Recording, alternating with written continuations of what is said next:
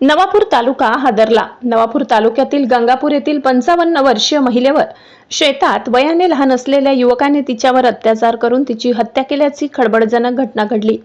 या घटनेमुळे संपूर्ण तालुका सुन्न होऊन हादरला.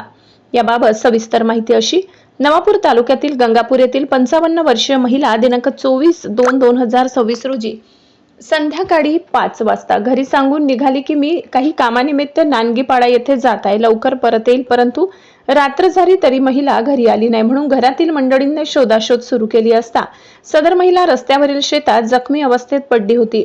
या घटनेची माहिती विसरवाडी पोलीस ठाण्यात देण्यात आली. पोलिसांनी घटनास्थळी धाव घेत परिस्थितीकडे लक्ष देत गावकऱ्यांच्या मदतीने तिला विसरवाडी ग्रामीण रुग्णालयात उपचारासाठी दाखल केले. मात्र पीडित जखमी महिलेवर अत्याचार करून तिची दयनीय अवस्था केल्याचे लक्षात येताच तिला ताबडतोब जिल्हा रुग्णालयात उपचारासाठी हलविण्यात आले. मात्र उपचार घेत असताना तिची प्राणज्योत मावळली. घटनेचे गांभीर्य लक्षात घेता घटनास्थळी अप्पर पोलीस अधीक्षक आशित कांबळे, उपविभागीय अधिकारी संजय महाजन, गुन्हे अन्वेषण शाखेचे पोलीस निरीक्षक हेमंत पाटील, सहाय्यक पोलीस निरीक्षक नरेंद्र साबळे यांनी फॉरेन्सिक टीमसह धाव घेतली. पीडित 55 वर्षीय महिलेच्या कुटुंबियांशी विचारपूस करून तसेच चौकशी करून संशयित म्हणून मनील छगन नाईक वय 25 राहणार गंगापूर तालुका नवापूर याला ताब्यात घेतले.